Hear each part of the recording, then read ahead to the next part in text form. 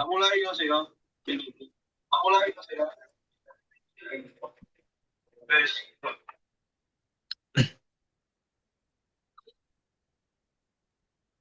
Oke, Assalamualaikum warahmatullahi wabarakatuh.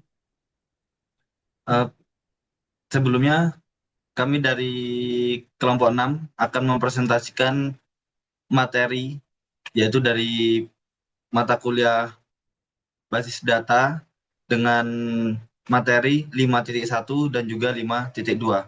Kami beranggotaan 5 orang, yaitu yang pertama, perkenalkan nama saya Muhammad Nafi dengan NIM 261, dan teman saya bernama Muhammad Dwi Ferdi dengan NIM 292, dan teman saya Alif Nur Rahman dengan NIM 273, dan teman saya Erwin Jinata dengan NIM 370, dan teman saya Kelvin Pratama dengan NIM 382. Nah, di sini akan dipresentasikan terlebih dahulu oleh Muhammad Dwi Ferdi dengan NIM 292. Baik, di sini saya akan mempresentasikan tentang 5.1 mapping entitas dan atribut. Nah, tujuannya yaitu menjelaskan konvensi penamaan yang digunakan dalam basis data relasional.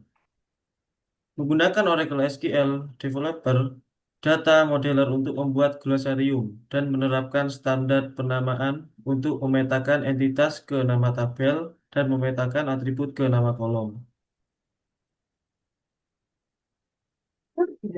Nah, apa saja sih komponen utama keamanan data? Kebutuhan untuk membuat model fisik. Nah, model fisiknya merupakan cetak biru untuk implementasi basis data yang sebenarnya dapat digunakan sebagai dasar untuk mengimplementasikan semua jenis DBMS. Model ideal dapat diadaptasi ke model RDBMS.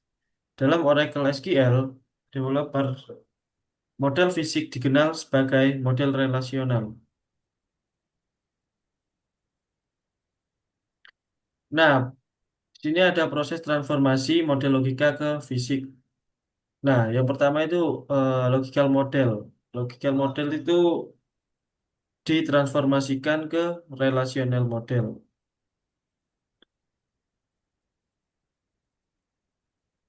Nah, konvensi penamaannya tentukan yang pertama yaitu tentukan konvensi untuk nama tabel.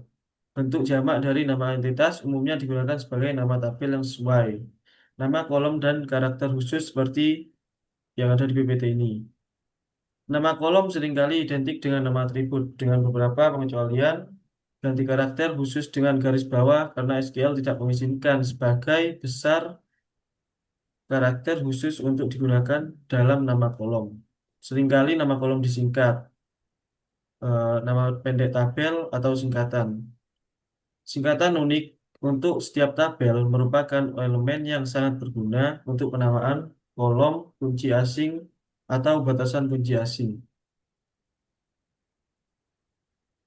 Nah, pembatasan penamaannya dengan Oracle Database, nama tabel dan kolom harus dimulai dengan huruf. Dapat berisi hingga 30 karakter alpha-numerik. Tidak boleh berisi spasi atau beberapa karakter khusus. Harus menghindari kata-kata yang dicadangkan. Dan nama tabelnya harus unik dalam skema. Nama kolomnya harus unik dalam tabel juga. Menerapkan standar penamaan menggunakan Oracle SQL. Ada banyak cara untuk menentukan standar penamaan di Oracle SQL. Dalam pelajaran ini kita akan membuat glosarium untuk memetakan entitas ke nama tabel dan atribut ke nama kolom. Nah, di sini saya akan menjelaskan gambar gambar ini. Yang pertama itu ada model logis atau logical model atau model relasional. Nah, model logis ini adalah representasi tingkat tinggi dari data yang berfokus pada entitas dan hubungan antar entitas tanpa mempertimbangkan detail implementasi fisik. Sedangkan relational model, dia data yang lebih rinci, biasanya dalam bentuk tabel dengan baris dan kolom. Memastikan konsistensi dan pemahaman yang sama. Sedangkan naming templates ini adalah pola atau aturan yang digunakan untuk menamai objek-objek dalam model data, misalnya kayak tabel, kolom. Memastikan konsistensi penamaan.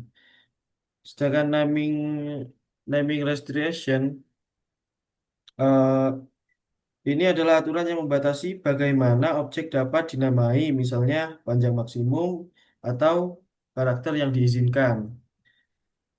Yang ketiga ada nama translation. Nah, nama translation ini mungkin merujuk pada proses penerjemahan nama dari satu format ke format lain, atau antara model logis dan model relasional. Sedangkan nama format ini, ya ini adalah alat atau proses yang secara otomatis memformat nama sesuai dengan aturan penamaan yang telah diterapkan. Desain rule validation-nya yaitu proses memastikan bahwa model data mematuhi standar atau aturan desain tertentu, seperti normalisasi atau integritas referensional. Nah, selanjutnya presentasi akan dilanjutkan oleh teman saya yang bernama Nafi.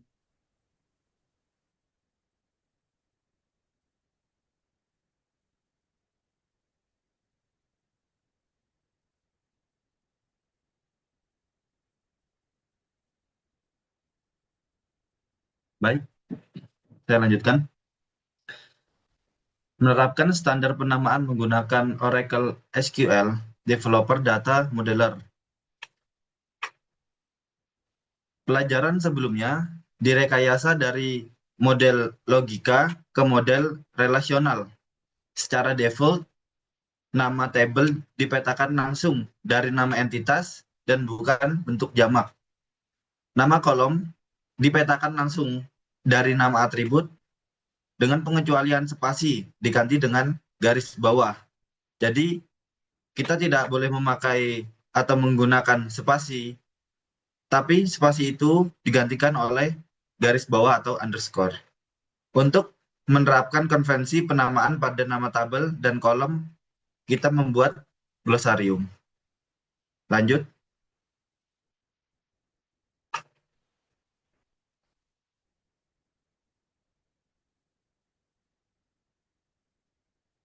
Nah, dari logika model atau logical model itu dirubah menjadi relational model atau model relasi. Model yang saling berhubungan satu sama lainnya. Nah, model relasi adalah menyimpan informasi dalam bentuk tabel, di mana setiap tabel terdiri dari baris, data, dan kolom menghubungkan antara tabel seperti primary key dan foreign key. Dan di sini ada kelebihan dari relational model, yaitu yang pertama mudah dipahami, menggunakan bentuk tabel yang familiar bagi banyak orang. Dan yang kedua, fleksibel. Karena apa? Mudah dimodifikasi dan ditambah atau dimodifikasi. Dan yang ketiga, integritas data terjaga. Adanya primary key dan foreign key membantu menjaga konsistensi data. Dan yang keempat, mendukung bahasa SQL. Dan yang kelima, menangani data kompleks. Dengan relasi antara tabel, model ini mampu menangani struktur data yang rumit. Lanjut.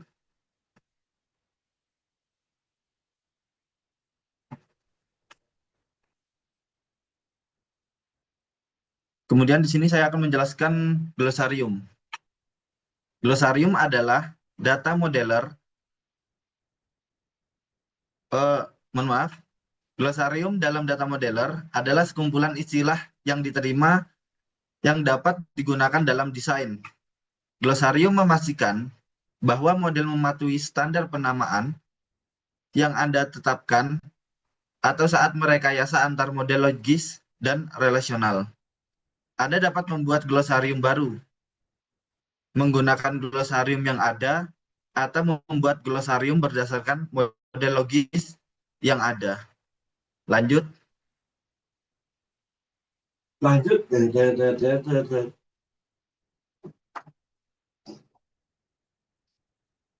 Membuat glosarium dari model logika. Untuk membuat glosarium dari model logika yang sudah ada, yaitu pertama, klik kanan mouse pada model logika di jendela browser. Kemudian, yang kedua, pilih buat glosarium dari model logika. Seperti gambar yang di bawah ini, langkah-langkahnya. Kemudian lanjut.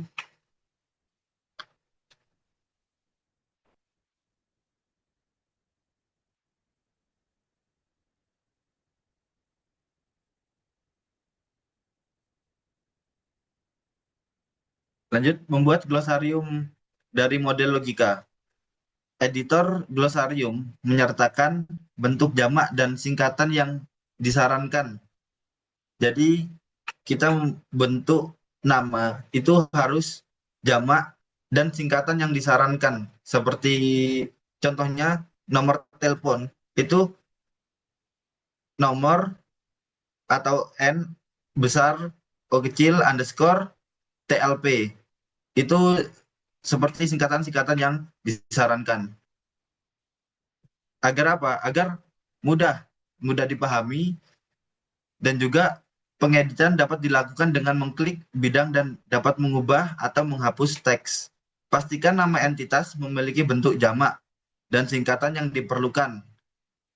Disertakan untuk atribut, hapus saran yang tidak diperlukan. Lanjut.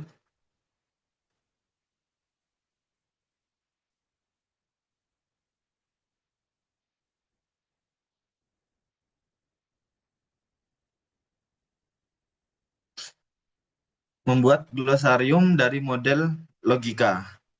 Setelah Anda membuat semua perubahan yang diperlukan, yaitu yang pertama, klik simpan. Kemudian, masukkan nama file untuk glosarium dan telusuri lokasi untuk menyimpan file. Maksudnya, catat lokasi untuk digunakan pada langkah berikutnya. Kemudian, C, klik simpan. Lanjut.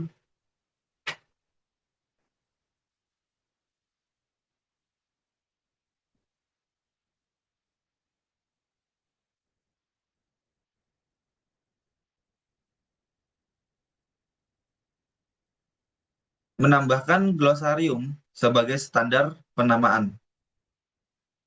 Agar glosarium dapat diterapkan selama rekayasa, Anda harus menambahkan pada halaman standar penamaan di kotak dialog preferensi.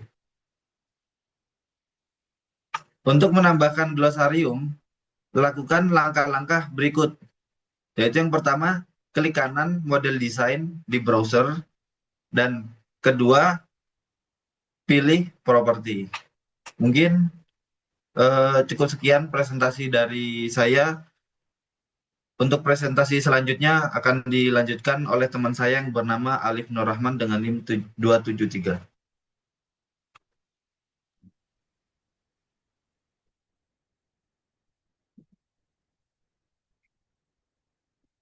Baik, kita lanjut dengan menambahkan glosarium sebagai standar penamaan.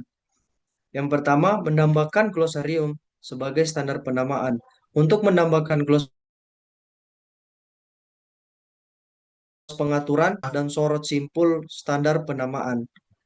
Klik ikon plus hijau dan navigasikan ke lokasi glosarium dan klik OK. Lanjut.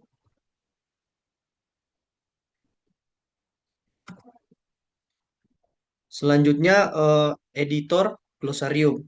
Untuk mengedit glosarium yang sudah ada, pertama itu klik alat, yang kedua klik editor glosarium. Lanjut.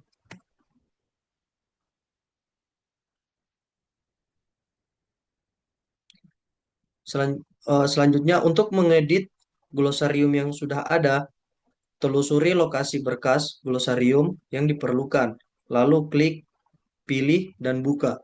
Lanjut.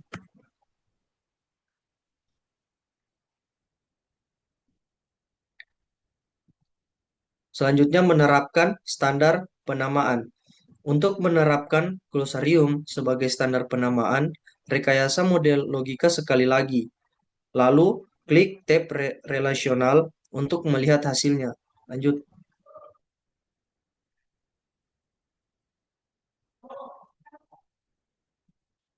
Selanjutnya memetakan entitas ke nama table.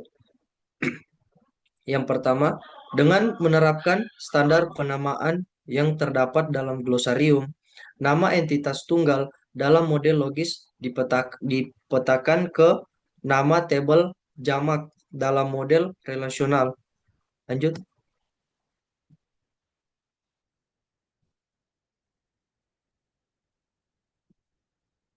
Selanjutnya memetakan atribut ke nama kolom. Memetakan atribut ke nama kolom entitas jika misalnya kami telah menyertakan istilah penerbit dan transaksi dalam nama atribut entitas kami dengan menerapkan standar penamaan yang terdapat dalam glosarium.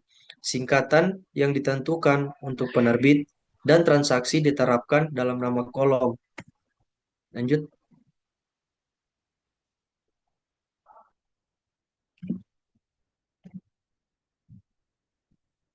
Dalam pelajaran ini, selanjutnya masuk ke ringkasan.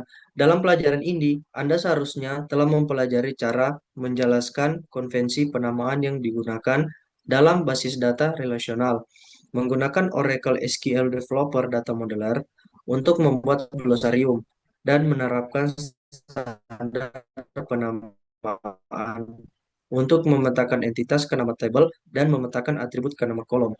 Cukup sekian presentasi dari saya. Selanjutnya akan dilanjutkan.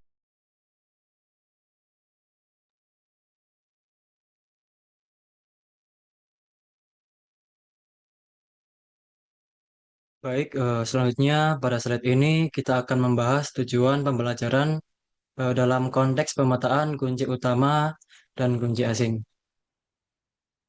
Tujuannya itu untuk menentukan konvensi penamaan yaitu nama pembatasan kunci utama, nama pembatasan kunci asing, dan nama kolom kunci asing. Dengan menggunakan Oracle SQL, Developer Data Modeler untuk menerapkan standar penamaan yang memetakan yaitu yang pertama UID ke pembatasan kunci utama. Dan yang kedua relasi ke kolom dan pembatasan kunci asing. Dan yang terakhir memetakan subtype ke tabel. Next.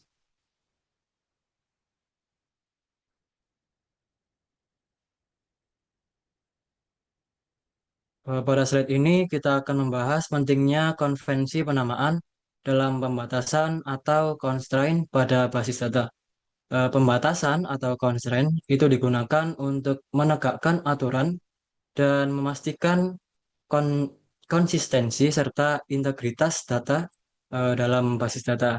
Oleh karena itu, setiap pembatasan, baik itu primary key maupun foreign key, harus diberi nama yang bermakna dan deskriptif agar mudah untuk dirujuk dalam pengelolaan database. Di contoh ini kita lihat ada dua entitas, employee dan departemen, yang kemudian diterjemahkan ke dalam tabel, yaitu employees dan departments. Next.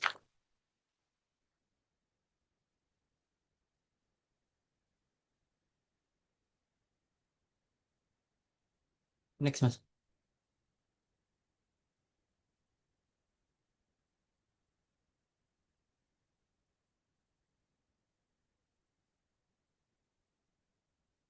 Selanjutnya kita bahas konvensi penamaan khusus untuk pembatasan kunci utama atau primary key atau constraint. Seperti yang kita lihat di gambar, setiap entitas memiliki atribut yang menjadi unique identifier atau dengan kata lain kunci utama. Dalam praktik terbaik, penamaan constraint kunci utama mengikuti pola penamaan yang konsisten yaitu menggunakan singkatan nama tabel diikuti garis bawah dan diakhiri dengan underscore PK.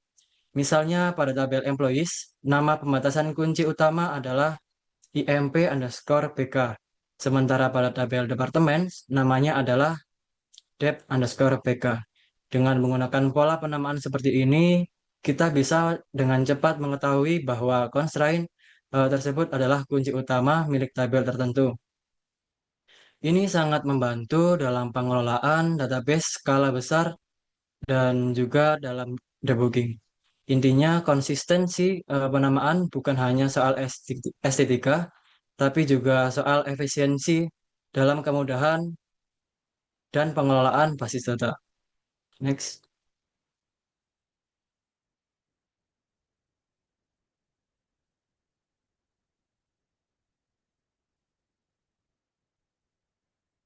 Selanjutnya kita masuk ke pembatasan kunci asing atau foreign key constraint. Kunci asing berfungsi untuk menghubungkan antar tabel, memastikan bahwa data di satu tabel harus merujuk ke data yang valid di tabel lain. Dalam contoh ini, kolom dep underscore ID di tabel employees merujuk ke ID di tabel departments. Untuk penamaannya, kita menggunakan konvensi yang jelas dan deskriptif, yaitu dengan menggabungkan nama pendek dari tabel asal dan tabel tujuan, lalu diberi garis bawah dan diakhiri dengan underscore FK. Misalnya pada contoh ini kita punya IMP underscore dep underscore FK yang berarti foreign key dari tabel employees ke departemen.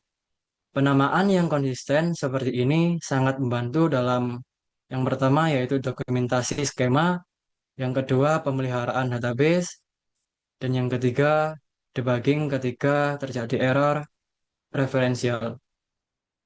Jadi konvensi penamaan bukan sekedar formalitas, tapi juga strategi untuk membuat sistem lebih rapi, mudah dibaca, dan mudah dikelola.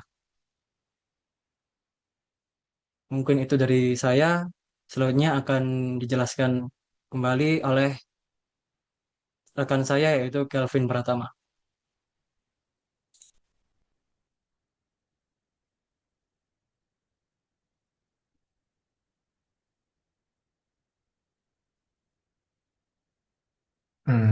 Oke, baik. Yang selanjutnya ada konvensi penamaan untuk kolom kunci asing.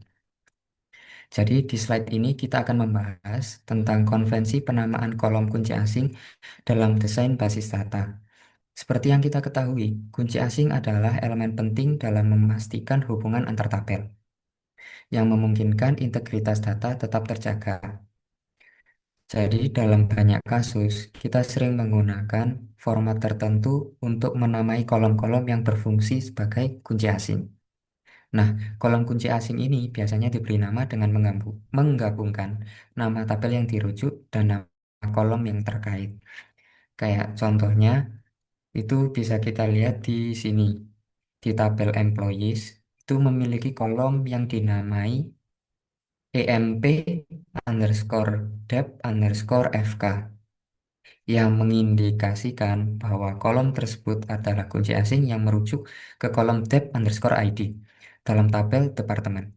Jadi, konvensi seperti ini membantu memudahkan pemahaman hubungan antar tabel tanpa perlu melihat lebih dalam ke struktur tabel.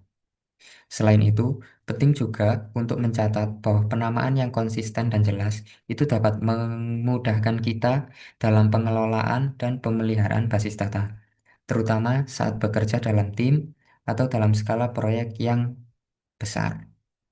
Jadi, dengan penamaan yang standar, siapa saja itu bisa bekerja dalam basis data ini. Jadi, semua bisa paham dan mudah memahami fungsionalitas setiap kolom dan relasi yang ada. Lanjut.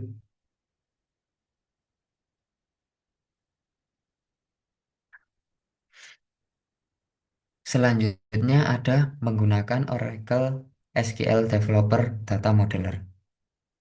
Jadi, di sini kita membahas tentang penggunaan Oracle SQL Developer Data Modeler untuk mendesain skema basis data secara visual. Alat ini sangat membantu untuk menggambarkan relasi antar tabel secara grafis yang memungkinkan Ya. kita untuk lebih mudah merencanakan dan memvisualisasikan struktur basis data.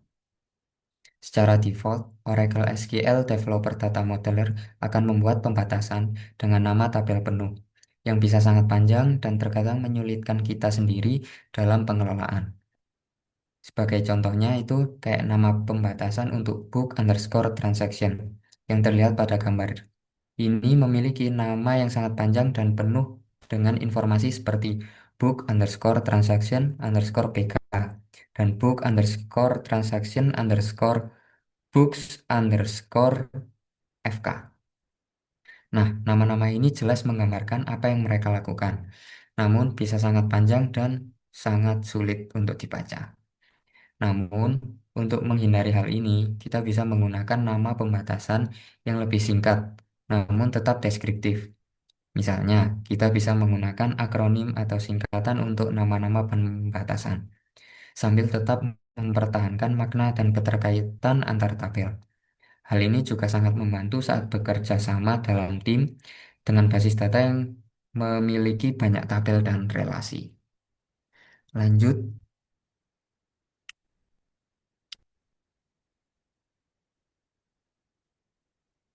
selanjutnya ada membuat dan menerapkan singkatan nama.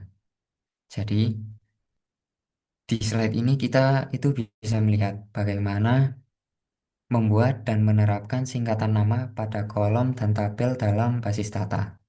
Dalam banyak kasus, terutama saat bekerja dengan data besar atau saat menggunakan file CSV, kita seringkali ingin membuat nama yang lebih ringkas untuk mempermudah pengelolaan dan penggunaan. Sebagai contoh, ketika kita mengimpor data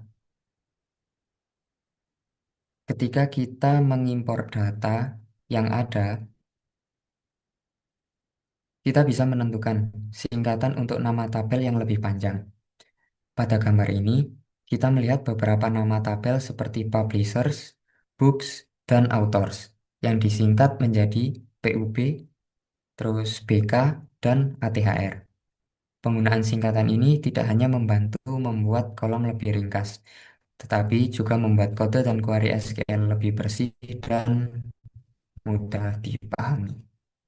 Namun, meskipun singkatan ini membuat namanya itu jadi lebih pendek, tapi kita tetap harus memastikan bahwa singkatan tersebut itu tetap jelas dan mudah dimengerti oleh siapapun yang bekerja dalam basis data ini. Kayak misalnya, pastikan bahwa singkatan yang digunakan sudah cukup umum dan dapat dipahami oleh banyak orang. Jadi nggak dipahami oleh kita sendiri. Lanjut.